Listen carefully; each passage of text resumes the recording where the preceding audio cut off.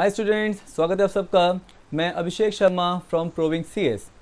Before I start anything, I want to thanks to everybody, all the CS students across India for the confidence, for the support they have shown upon us, and the appreciation they have given to us for the unique thing which Province is bringing for all of you in the form of ABC analysis, in the form of Brahmastra series and all that thing.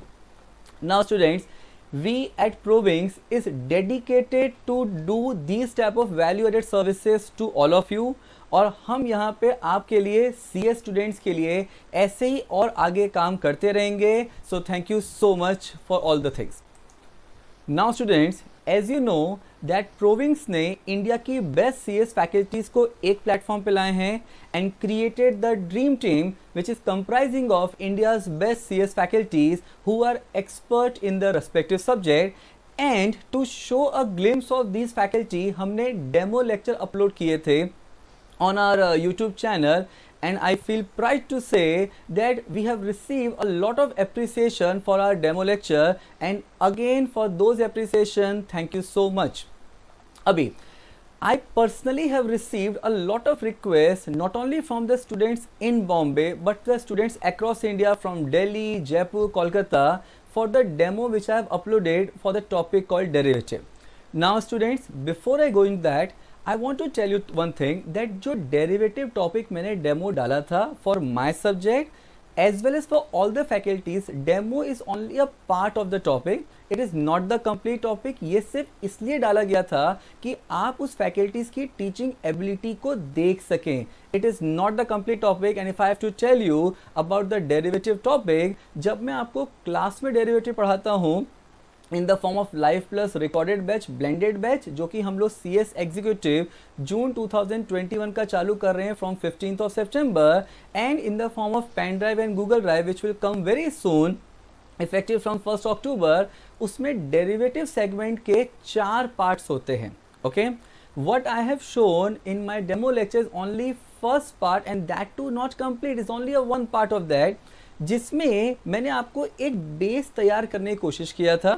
जब आप derivative के second part में जाते हैं, then we discuss something called hedging, then we go to the derivative के third part में जहाँ पे हम लोग क्लासिफिकेशन ऑफ ऑप्शंस करते हैं, पास्ट एग्जाम क्वेश्चंस को डिस्कस करते हैं, एंड जब हम लोग डेरिवेटिव के लास्ट पार्ट में पहुंचते हैं तो वहाँ पे I will explain you that how the international derivative market function. ये जो पार्ट है हेजिंग एंड जो पार्ट 4 है, ये आपकी नॉलेज के लिए काम का है। इंस्टीट्यूट ने अभी तक इसके ऊपर क्वेश्चन नहीं पूछा है, बट आई पर्सनली फील कि जब भी सीखो तो पूरा सीख लो।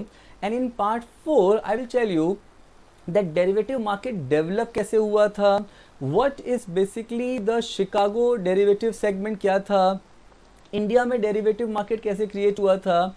सेबी ने एक कमेटी क्रिएट की थी under the chairpersonship of doctor LC Gupta for framing the regulatory framework for derivative.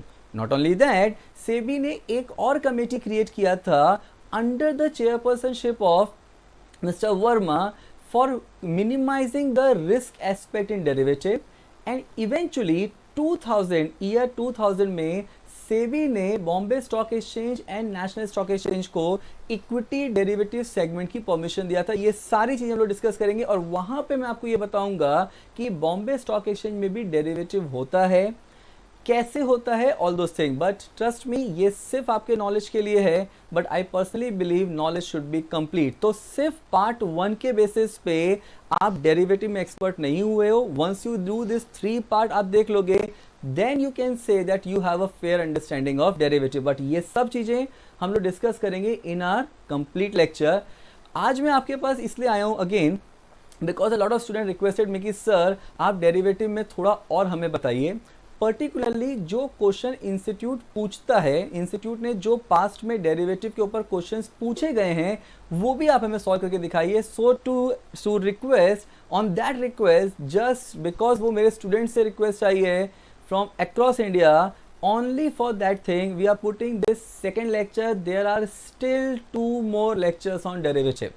Okay, so without wasting further time, let's move to the next part of derivative. So students, let's start with the next part of derivative which is to be called as classification of options. अब इसको ध्यान से समझिएगा, हम लोग ने अभी तक ऑप्शंस का क्लासिफिकेशन कैसे किया था. We have discuss that there is something called call option, there is something called put option, but there is another way of classification of option. And what are that another way? Just see this thing. Now, there is something called European option and there is something called American option. अब ये क्या होता है and ये हमें जानना क्यों जरूरी है, ये समझो. देखो यूरोपियन ऑप्शन क्या है ना. European option basically talks about that European options are those of contract where the option can be exercise only on expiration date. इसका मतलब क्या होगा? देखो अभी अगर आपने एग्जाम्पल, अगर आपको याद होगा जो हम लोगों ने फर्स्ट डेमो लेक्चर में भी बताया था, दैट अगर मान लो 3 मंथ्स के बाद एक पर्टिकुलर मैंने ऑप्शन में एंटर किया, मैंने कॉल ऑप्शन लिया या मैंने पुट ऑप्शन लिया, बेस्ड ऑन मैंने किस तरीके का ऑप्शन लिया है, मैं 3 मंथ्स के एंड में जो एक्चुअल प्राइस चल रहा होगा उसके हिसाब से डिसाइड करूंगा कि मेरे को ऑप्शन को एक्सरसाइज करना है या नहीं करना है. वहां पे क्या समझाया था कि अगर मैं कॉल ऑप्शन लेता हूं तो मैं कौन हूं? I am a bullish. If I am a bullish, तो अगर एक्चुअल प्राइस फ्यूचर में बढ़ेगा तब तो मैं ऑप्शन एक्सरसाइज करूंगा, और अगर प्राइस नीचे चला गया तो मैं ऑप्शन एक्सरसाइज नहीं करूंगा, सिर्फ प्रीमियम जो मैंने पे किया है वो छोड़ के निकल जाऊंगा. ओके अगर मैंने पुट ऑप्शन लिया है तो अगर फ्यूचर में प्राइस कम होगा, बिकॉज मैं कौन हूं? अगर मैं पुट ऑप्शन ले रहा हूं तो मैं बेरिश इन्वेस्टर हूं, और अगर मैं बेरिश हूं तो फ्यूचर में जब प्राइस अगर कम होता है तब तो मैं ऑप्शन एक्सरसाइज करूंगा, अगर प्राइस कम नहीं होता बढ़ जाता है तो मैं ऑप्शन एक्सरसाइज नहीं करूंगा और जो प्रीमियम पे किया है उसको छोड़ के निकल जाऊंगा. अच्छा, ये किसको पे करता है होल्डर? टू द राइटर और टू द मेकर. ये समझा? याद आया? तो ये डिसीजन मैं कब लूंगा कि मेरे को ऑप्शन एक्सरसाइज करना है या नहीं करना है. जो स्पेसिफाइड टाइम पीरियड है, 1 मंथ, 2 मंथ, 15 डेज, 3 मंथ, जो भी है, वो जब पीरियड खत्म होगा, एक्सपायर होगा, उस दिन डिसाइड किया जाएगा. ये जो पूरा ऑप्शन का काम करने का तरीका है इसको बोलते हैं यूरोपियन ऑप्शन. एंड ध्यान से देखो, options traded on Indian stock exchange are of European style. मतलब इंडियन स्टॉक एक्सचेंज में जो ऑप्शंस की ट्रेडिंग होती है that are again a part of European option. Clear? अभी अगर हम अमेरिकन ऑप्शन में जाते हैं तो American style options are those contract where the option can be exercise on और बिफोर द एक्सपायरेशन डेट. देखो ध्यान से समझो, बहुत इंपॉर्टेंट पार्ट है. ऑन और बिफोर द एक्सपायरेशन डेट. देखो यूरोपियन में क्या था कि आप एक्सपायरेशन डेट पे डिसाइड करते हो, लेकिन अमेरिकन में क्या है कि आप एक्सपायरेशन डेट से पहले भी डिसाइड कर सकते हो कि एग्जीक्यूट करना है कि नहीं करना है. इसका मतलब क्या हुआ? मतलब ये हुआ कि मान लो मैंने कॉल ऑप्शन लिया, ठीक है, अभी प्राइस बढ़ेगा तो मैं एग्जीक्यूट करूंगा, लेकिन प्राइस गिरता ही जा रहा है, गिरता ही जा रहा है, and there is no possibility in future कि प्राइस बढ़े, तो मैं टाइम का लास्ट आने तक का वेट नहीं करूंगा, मैं पहले भी डिसाइड कर सकता हूं. But that option, that working is available only in case of American option and not in case of European option. समझा? तो if you see my first lecture on derivative, वहां पे मैंने ऐसा कोई वर्ड नहीं बोला था, बट इसका मतलब ये नहीं है कि हम लोग ये डिस्कस नहीं करने वाले हैं. We will discuss a lot of thing which I have not told in the first lecture in the subsequent lecture. Understand students, majority बच्चे जो CS एग्जीक्यूटिव में आते हैं वो CS ET पास करके आए हैं अंडर द न्यू स्ट्रक्चर, और जो पहले थे वो CS फाउंडेशन पास करके आए थे.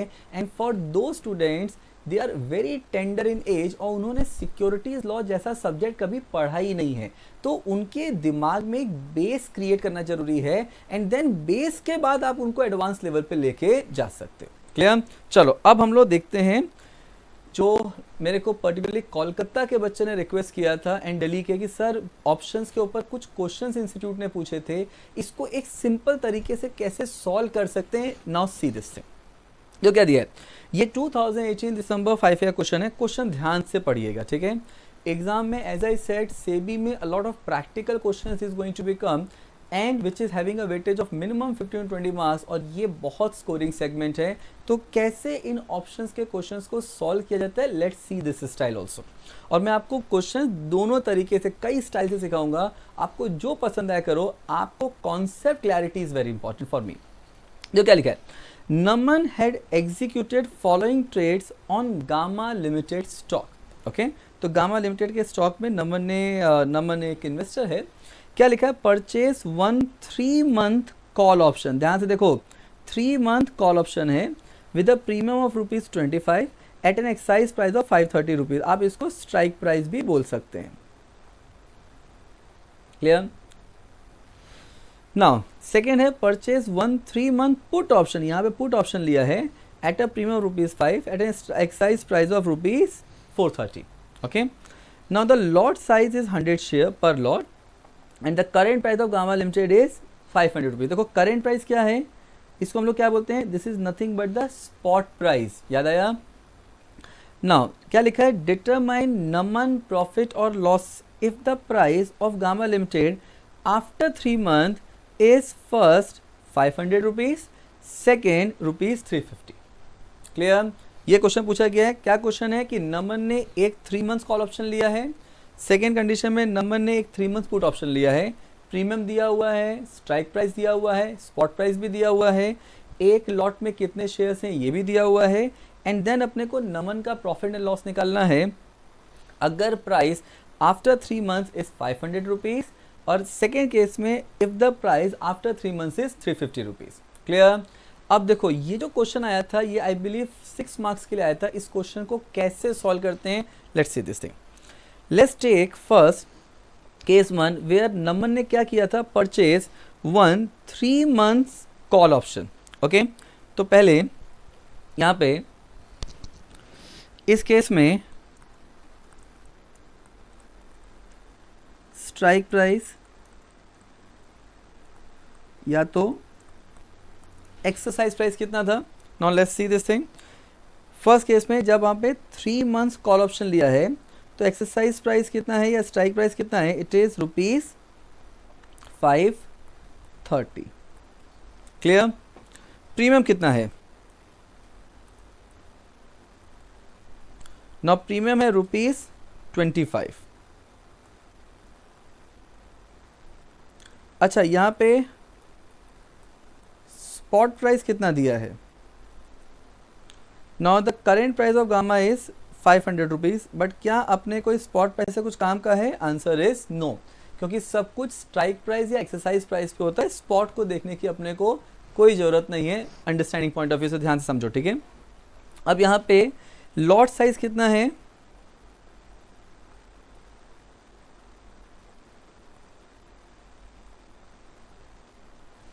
ये क्लियर? ना अब यहाँ पे क्या दिया कि आफ्टर 3 मंथ्स प्राइस 500 हो जाता है। तो यहाँ पे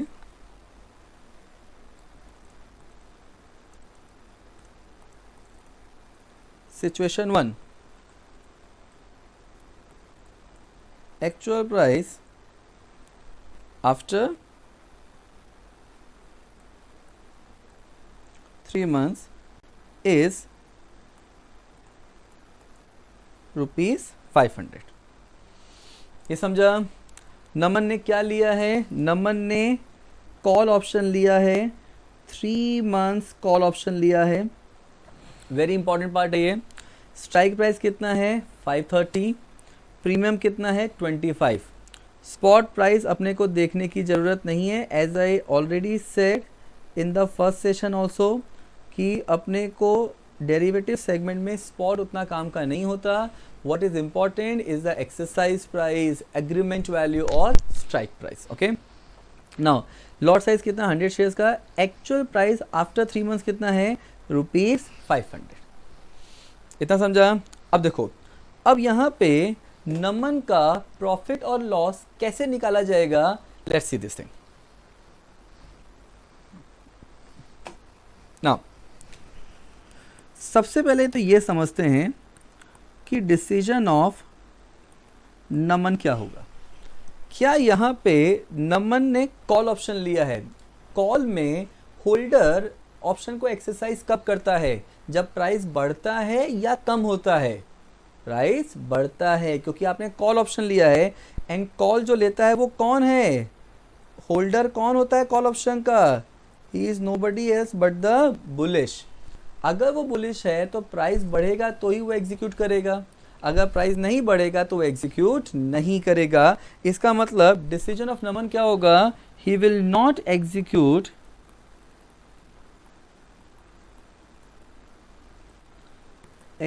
द कॉन्ट्रैक्ट। ये समझा?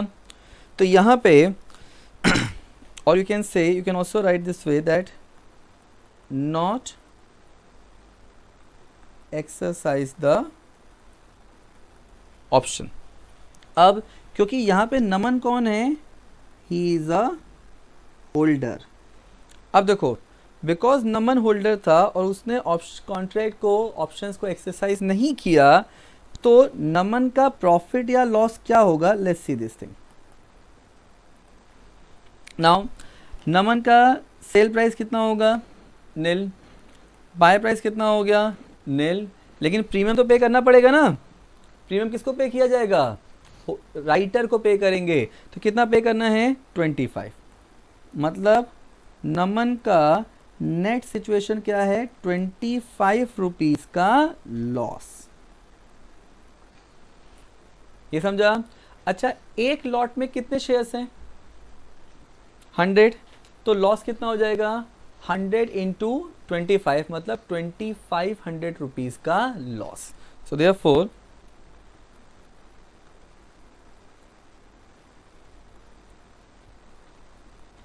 लॉस अमाउंट कितना हो जाएगा, 25 इंटू 100, मतलब 2500 रुपीज का लॉस हो जाएगा।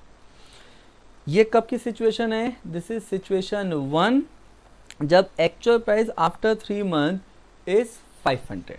अभी देखो, नंबर ने 3 मंथ का कॉल ऑप्शन लिया है। दूसरा क्या दिया है, that actual price after 3 months is 350। ये भी देख लेते हैं।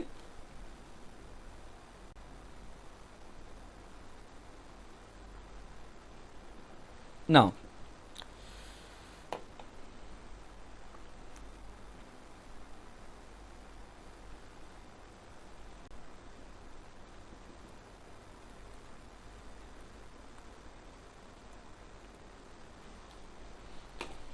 now we move to situation 2.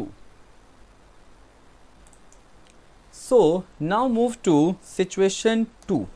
अब देखो situation 2 क्या है। Now situation 2 says that when actual price after 3 months, now actual price after 3 months कितना है, is rupees 350। और सीधा क्वेश्चन, अगर 3 मंथ्स के बाद एक्चुअल प्राइस 350 है। अब देखो क्वेश्चन कॉन्सेप्ट वही है कि स्ट्राइक प्राइस कितना है, 530। होल्डर जो कि बुलिश है कॉल ऑप्शन में, वो एग्जीक्यूट कब करेगा, जब प्राइस बढ़ेगा। तो अगर एक्चुअल प्राइस 3 मंथ्स के बाद अगर 530 से कुछ भी नीचे है, चाहे 500 हो या 350 हो, वो किसी भी हालत में एग्जीक्यूट नहीं करेगा। तो यहाँ पे डिसीजन ऑफ नमन क्या होगा,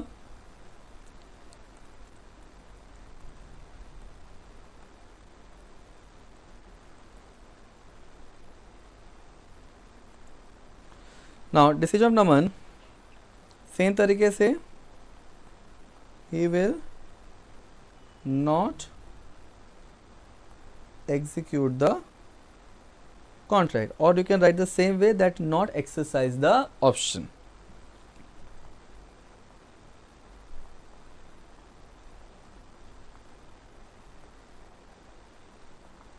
क्लियर? तो अगर वो ऑप्शन एक्सरसाइज नहीं करता है नमन, तो उसका प्रॉफिट एंड लॉस क्या होगा,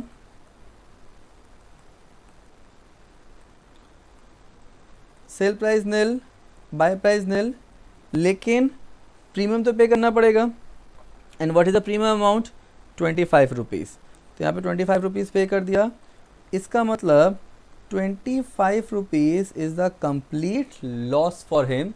एंड टोटल लॉस कितना हो जाएगा, देयरफॉर लॉस अमाउंट कितना होगा, 25 इंटू 100, मतलब लॉस अमाउंट कितना है, 2500। ये सिचुएशन कब की है, ये सिचुएशन है जब आप 3 मंथ्स, नमन जो है वो 3 मंथ्स कॉल ऑप्शन लेता है तो दोनों कंडीशन में when actual price 500 that is situation 1, जिसको हम लोग यहाँ पे ए बोल सकते हैं, एंड व्हेन एक्चुअल प्राइस 350 जिसको हम लोग यहाँ पे बी बोल सकते हैं। क्लियर? अब देखो नाउ अब सेकेंड केस में आते हैं। ये समझा पूरा आपको? कॉल ऑप्शन में अगर प्राइस नीचे आ गया तो वो पर्सन एग्जीक्यूट नहीं करेगा एंड प्रीमियम पे करके निकल जाएगा। क्लियर? अब तो क्या लिखा है, purchase 3 months put option, okay, with a premium of ₹5 at exercise price of ₹430। अब देखो, तो जिस तरीके से हमने फैक्ट लिखा था वैसे लिख लेते हैं। तो यहाँ पे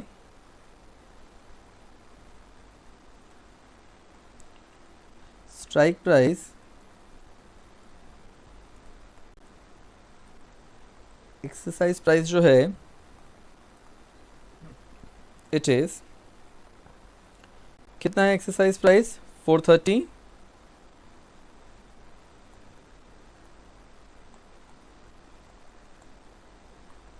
नाउ प्रीमियम कितना है? ₹5। अच्छा, यहाँ पे भी स्पॉट प्राइस दिया है, बट क्या स्पॉट अपने काम का है? Answer is no. तो यहाँ पे स्पॉट प्राइस जो दिया था वो कितना था? करेंट प्राइस कितना है? 500। तो स्पॉट प्राइस अपने काम का नहीं है यहाँ पे।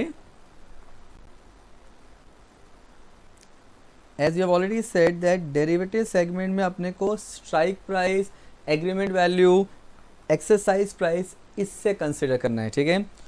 नाउ लॉट साइज कितना है? Now lot size is 100 shares. Okay, अब देखो सिचुएशन 1। फर्स्ट सिचुएशन क्या है? Now first situation says that actual price after 3 months is 500 rupees.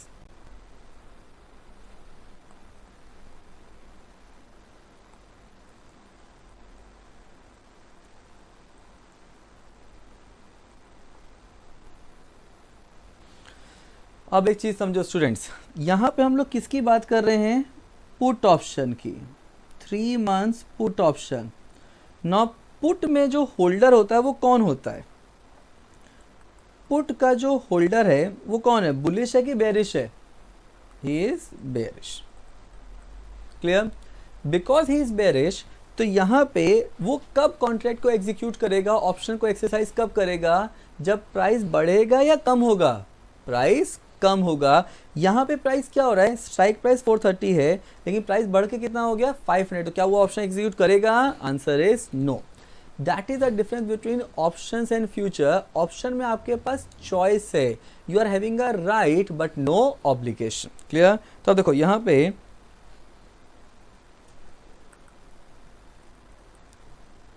Decision of नमन, जो कि यहां पे होल्डर है। Now he will not execute the contract, or we can write in simple word, not exercise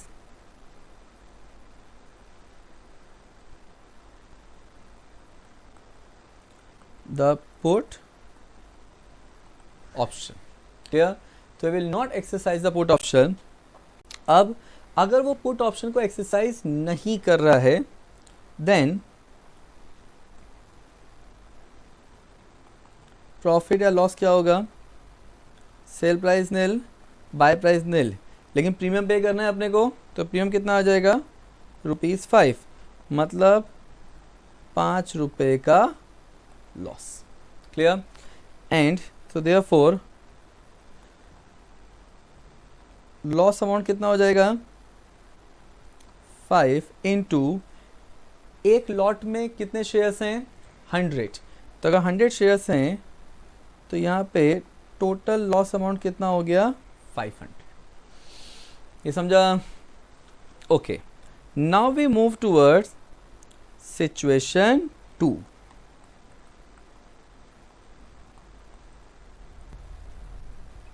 अब देखो, अब सिचुएशन 2 क्या है?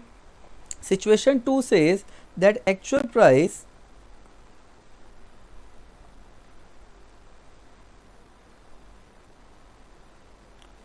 After 3 months is 350. Now if you see the question, actual price after 3 months कितना था? 350. अब देखो यहाँ पे in this case strike price कितनी है? 430. लेकिन एक्चुअल प्राइस कितना हो गया? 350. मतलब प्राइस कम हुआ है. सो एज बेरिश आप कॉन्ट्रैक्ट एग्जीक्यूट करोगे या नहीं करोगे? कॉन्ट्रैक्ट एग्जीक्यूट करोगे. तो यहाँ पे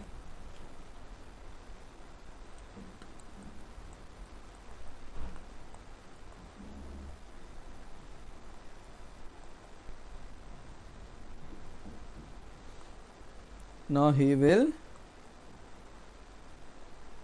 execute the contract. मतलब अगर सिंपल वर्ड्स में लिखा जाए सेम तरीके से, अभी तक क्या लिख रहे थे? Not exercise the put option. तो यहाँ पे हम लोग क्या लिखेंगे? Exercise the put option. ये समझा? अब देखो, अगर ये बंदा पुट ऑप्शन को एक्सरसाइज करता है तो इसका प्रॉफिट एंड लॉस कितना आएगा? Let's see this thing. Now हम लोग पुट की बात कर रहे हैं, तो पुट में बेरिश क्या करता है? He will sell at strike price and buy at future price. तो स्ट्राइक प्राइस है which is 430 will be a sell price, and उसका बाय प्राइस क्या होगा? जो एक्चुअल प्राइस होगा after at the expiration of the contract. मतलब इसका 430 will be the sell price minus 350 will be the buy price minus premium. Clear? Premium कितना है? 5 rupees. तो स्ट्राइक प्राइस जो है वो सेल प्राइस हो जाएगा.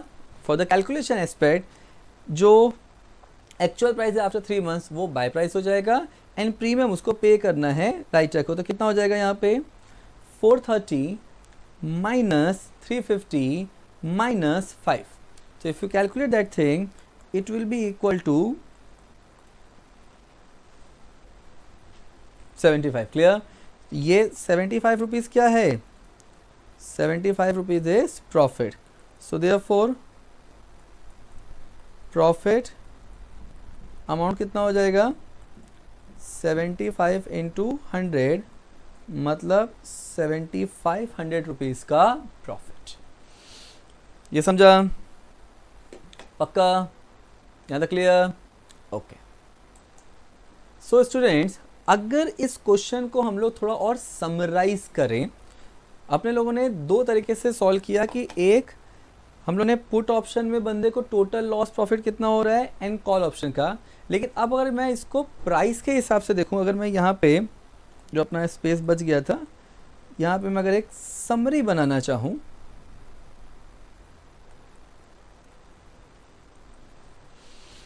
Now when actual price after 3 months is 500. Now if you see the question, actual price after 3 months is 500. तो दोनों की सिचुएशन देखते हैं. Call option and put option. अब देखो, कॉल ऑप्शन में नमन को सिचुएशन 1 देखना है अपने को. We have to consider only situation 1. Okay. तो जब एक्चुअल प्राइस आफ्टर 3 months 500 था, तो नमन को कितने का लॉस हुआ था? 2500 का. तो यहाँ पे लॉस कितना है? 2500. ओके. पुट ऑप्शन में क्या सिचुएशन है? नाउ यहाँ पे पुट ऑप्शन में when actual price after 3 months is 500, तो लॉस कितना है? 500. तो यहाँ पे पुट में भी लॉस हुआ है बंदे को, मतलब टोटल लॉस अमाउंट इज 3000. ये समझा? Now in this case you have to consider only situation 1. तो यहाँ पे आप चाहो तो अपनी अंडरस्टैंडिंग के लिए लिख लो, need to consider only situation 1. Okay, now अब सेकेंड कंडीशन लेते हैं. When actual price after 3 months is 350 rupees. Okay, तो यहाँ पे हमको सिचुएशन 2 को कंसिडर करना है.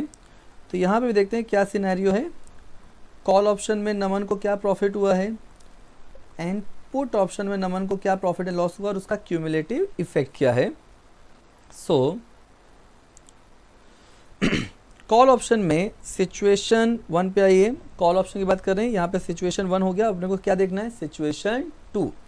तो सिचुएशन 2 में लॉस कितने का हुआ है, 2500 का.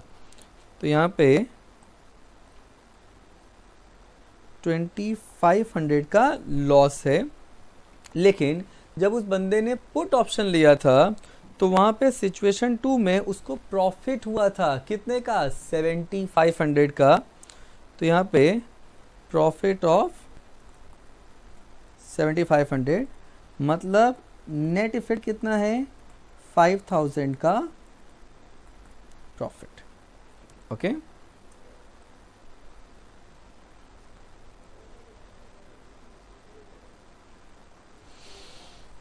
I hope it's clear now. पक्का समझा. अगर कॉन्सेप्ट क्लैरिटी होगी तो आराम से क्वेश्चन सॉल्व हो जाएगा. Now let's solve one more question. Okay, ये सब चीजें और भी डिटेल में हम लोग डिस्कस करेंगे इन आवर लाइव सेशन. अब देखो ये क्वेश्चन 2019 जून में आया. ध्यान से समझिएगा, क्वेश्चन वेरी इंपॉर्टेंट. 2019 जून 5 में क्वेश्चन है, you are required to compute the profit and loss for each investor in the below option contract. First देखते हैं, मिस्टर एक्स, ध्यान से पढ़ना question. Mister X writes a call option. देखो यहाँ पे राइट्स को अंडरलाइन करो, कॉल ऑप्शन को अंडरलाइन करो. To purchase share at an excise price of ₹60, मतलब एक्साइज प्राइस कितना है, 60 rupees. For a premium of ₹12, तो प्रीमियम कितना है, 12 रुपीज पर शेयर.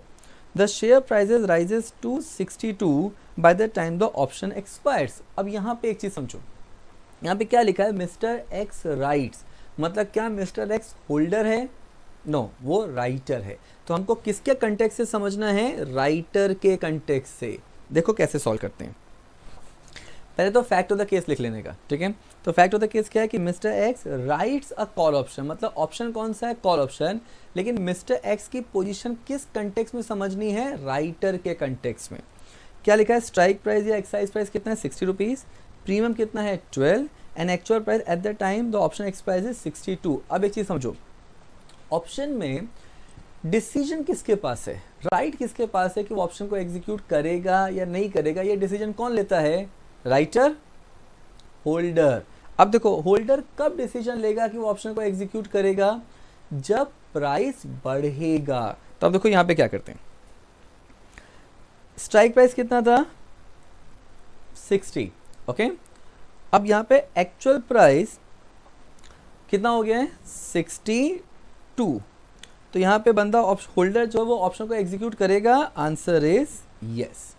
अच्छा, वो एग्जीक्यूट करेगा तो क्या राइटर एग्जीक्यूट करेगा, उसके पास तो चॉइस ही नहीं है, नॉट एप्लीकेबल. तो यहाँ पे होल्डर का बाय प्राइस क्या हो जाएगा, is nothing but strike price. Sale price कितना हो जाएगा, जो एक्चुअल प्राइस है. एंड प्रीमियम जो है जो वो राइटर को पे करेगा वो कितना है, 12 रुपीज. तो प्रॉफिट एंड लॉस कितना हो गया, 60 minus 62 minus 12.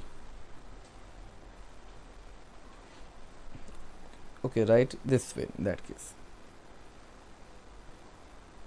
62 sell price minus buy price minus premium, मतलब ₹10 का लॉस।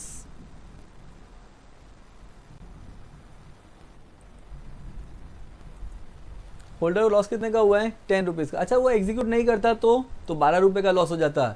तो बेटर क्या है, ₹10 का लॉस या ₹12 का लॉस? ₹10 का लॉस। अब देखो, अब राइटर के कंटेक्स्ट से समझते हैं। तो जो होल्डर का बाय प्राइस है वो राइटर का सेल प्राइस हो जाएगा, जो होल्डर का सेल प्राइस है वो राइटर का बाय प्राइस हो जाएगा। रिवर्स पोजीशन लेना है और ₹12 उसको मिल जाएंगे। इसका मतलब 60 + 12 - 62 मतलब ₹10 का प्रॉफिट। और हमें किसके कंटेक्स्ट में समझना है? एक्स के कंटेक्स्ट में, जो कि राइटर है। तो कंक्लूजन क्या होगा? Therefore mister x shall make profit of ₹10। ये समझा? देखो क्वेश्चन में क्या लिखा है, mister X writes a call option. तो हम लोग को मिस्टर एक्स के कंटेक्स्ट से समझना है, जो कि एक राइटर की भूमिका निभा रहे हैं। क्लियर? तो उनको कितना प्रॉफिट मिलेगा? ₹10 का। और जो उनका प्रॉफिट होगा वही होल्डर का लॉस होगा। क्लियर? चलो सेकंड देखते हैं। सेकंड क्या लिखा है? Mister Y buys a put option. देखो यहाँ पे mister Y buys a put option. देखो बाय कर रहा है, मतलब वो कौन है? होल्डर है कि राइटर है? होल्डर है। एक्साइज प्राइस क्या है? ₹80। प्रीमियम कितना है? 8.5 पर शेयर। शेयर प्राइस फॉल क्या है? 60। शेयर प्राइस नीचे आ गया, कितने पे आ गया? ₹60 पे। Eight the time the option exercise expires. अब देखो यहाँ पे क्या है, पहले फैक्ट ऑफ द केस लिख लो। क्या लिखा है? Mister Y buy a put option. Strike price कितना है? 80। एक्चुअल प्राइस कितना हो गया? 60। यहाँ पे ही इज एन होल्डर। तो देखो, जब एक्चुअल प्राइस 60 हो गया तो मिस्टर वाई जो कि होल्डर है और पुट ऑप्शन का होल्डर है, तो कौन हो गया? बेरिश हो गया। तो अगर वो बेरिश हो गया तो क्या वो कॉन्ट्रैक्ट को एग्जीक्यूट करेगा? Answer is yes. अगर वो कॉन्ट्रैक्ट को एग्जीक्यूट करता है तो क्या राइटर एग्जीक्यूट करेगा? उसके पास तो चॉइस ही नहीं है, तो यहाँ पे नॉट एप्लीकेबल। अब यहाँ पे इसका बाय प्राइस कितना हो जाएगा? 60। सेल प्राइस कितना हो जाएगा? 80। प्रीमियम कितना पे करना है? 8.5। तो नेट प्रॉफिट और लॉस कितना हुआ? 80 - 60 - 8.5 मतलब ₹11.5 का प्रॉफिट। ओके, यहाँ पे रिवर्स पोजीशन है तो 80, 60 एंड 8.5। तो यहाँ कितना आएगा? 60 + 8.5 - 80। तो राइटर को लॉस कितना हो रहा है? 11.5। याद रखना, इन ऑप्शन जो कि मैंने फर्स्ट डेमो में बताया था कि जो प्रॉफिट एंड लॉस होता है वो इक्वल होता है, नेट इफेक्ट नील हो जाता है। क्लियर? यहाँ तो समझा? पक्का? तो हम लोग को यहाँ पे आंसर किसके कंटेक्स्ट में लिखना है? वाई के कंटेक्स्ट में। तो हम लोग कैसे लिखेंगे? Therefore mister Y shall make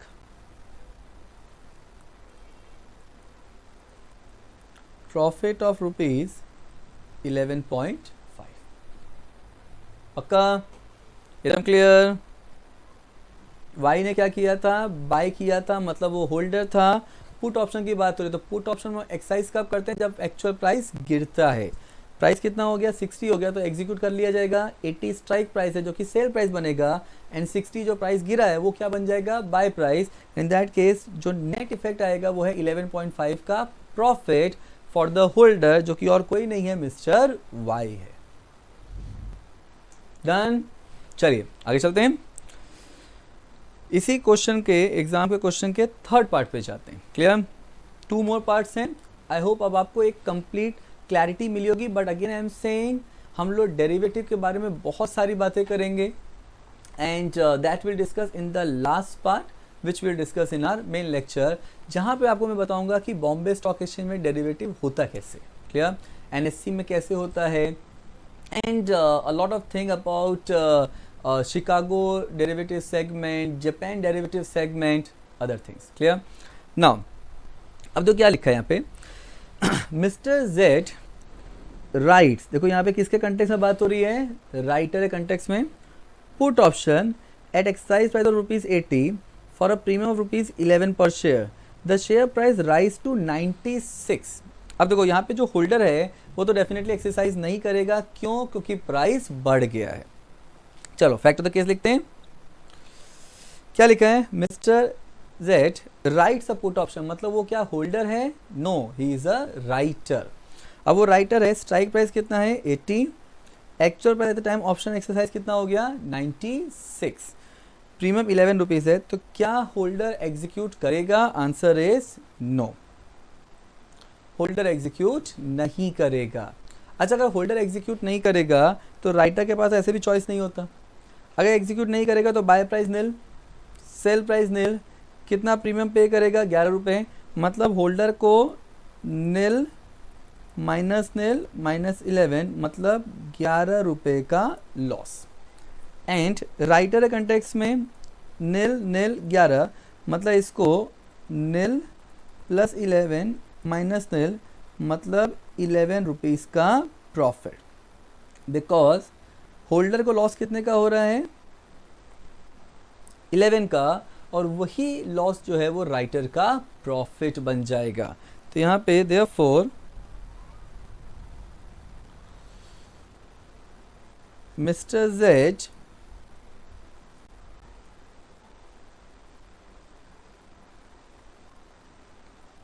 shall make profit of ₹11।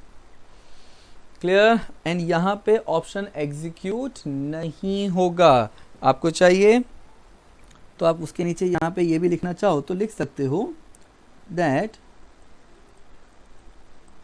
Option shall not be exercise। Done। Now let's take the last part, last question जो इंस्टीट्यूट इस क्वेश्चन का है। Now what is being said that Mr. XY writes, देखो ये writer है, a put option with exercise price of ₹70 at a premium of 8 per share, the price fall to 48 at the time of option expires। अब देखो ये क्या है पहले fact of the case लिख लेते हैं, मिस्टर एक्स राइट्स, मतलब हम लोग किस कंटेक्स्ट में समझ रहे हैं, होल्डर है कंटेक्स्ट में, नो राइटर है कंटेक्स्ट में, पुट ऑप्शन स्ट्राइक प्राइस कितना है 70, प्रीमियम कितना है 8, एंड एक्चुअल प्राइस कितना है जब ऑप्शन एक्सपायर हो रहा है तो 48। इसका मतलब देखो होल्डर जो है स्ट्राइक प्राइस 70 है और अब कितना हो गया 48, तो एग्जीक्यूट करेगा। क्लियर? तो व्हेन एक्चुअल प्राइस इज 48 तो होल्डर जो है वो एग्जीक्यूट करेगा। अच्छा, राइटर एग्जीक्यूट करेगा, उसके पास तो चॉइस ही नहीं है, तो नॉट एप्लीकेबल। अब अगर होल्डर एग्जीक्यूट करेगा तो उसका बाय प्राइस कितना होगा 48, सेल प्राइस कितना होगा 70, एंड प्रीमियम कितना देना है उसको ₹8। तो होल्डर के पॉइंट से समझो उसका प्रॉफिट लॉस कितना होगा 70 माइनस 48 माइनस 8, मतलब ₹56 वो दे रहा है और 70 मिल रहा है, तो इसका मतलब उसको ₹14 का प्रॉफिट होगा। एंड राइटर कंटेंट से समझें तो रिवर्स पोजीशन हो गया, तो बाय प्राइस हो गया 70, सेल प्राइस कितना हो गया 48 और ₹8 प्रीमियम मिला, तो 48 प्लस 8 माइनस 70, तो उसको ₹14 का लॉस हो जाएगा।